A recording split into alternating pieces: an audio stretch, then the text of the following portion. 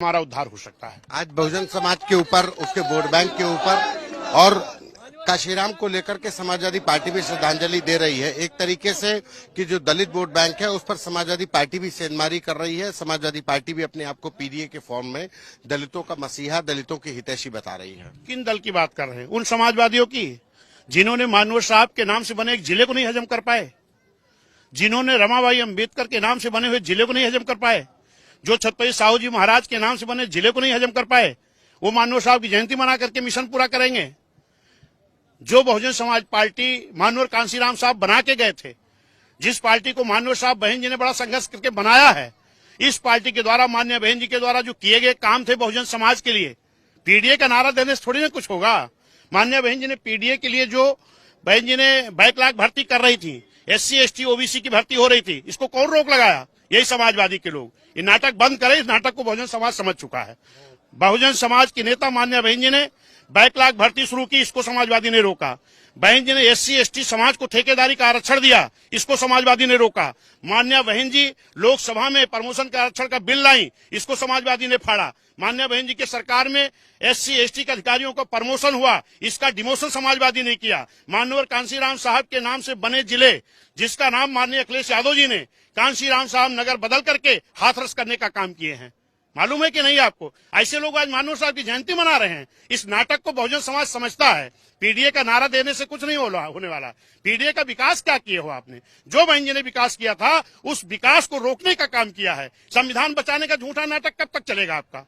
संविधान को बाबा साहब ने शुरू में कहा था कि मैं इस संविधान को इतना अच्छा बनाया हूं कि अगर इस देश के हुकूमत करने वाले लोग ईमानदारी से संविधान को लागू कर दें तो इस देश का संपूर्ण विकास हो जाएगा। लेकिन अगर इस देश की हुकूमत करने वाले लोग ईमानदारी से संविधान को लागू नहीं करेंगे, इसके लिए मानवर कांशीराम साहब बहन जी ने बहुजन समाज पार्टी बनाई है कि जब इस देश का हुक्मरान बहुजन समाज बनेगा, तभी जाकर के बाबा साहब का बनाया हुआ पूरा संविधान ईमानदारी इस देश में लागू हो पाएगा। और आज क्या नाटक कर रहे हैं? हम संविधान बचाएंगे।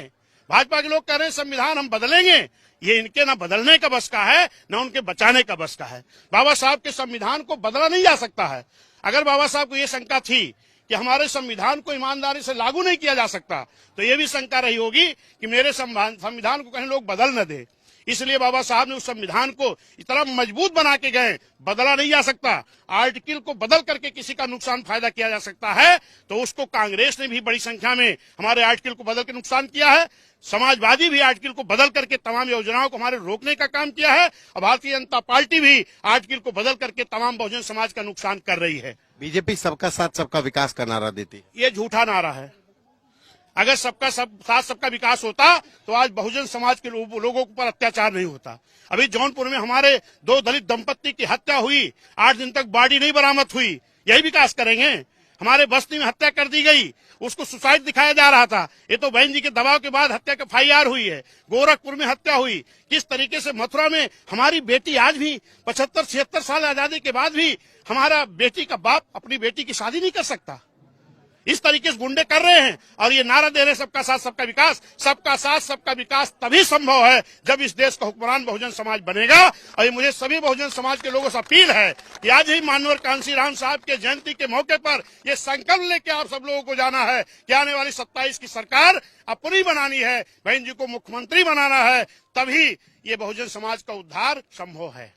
धन्यवाद, शुक्रिया आपका। ये बीएसपी के प्रदेश अध्यक्ष विश्वनाथ पाल, जिनका कहना है कि बीजेपी का सबका साथ सबका विकास का नारा झूठा है, और वहीं दूसरी तरफ समाजवादी पार्टी के द्वारा काशीराम को एक महापुरुष बता करके जो पीडीए बना करके जो राजनीति की जा रही है, उस पर भी हमलावर है। कैमरा पर्सन संदीप के साथ संतोष कुमार, आज तक।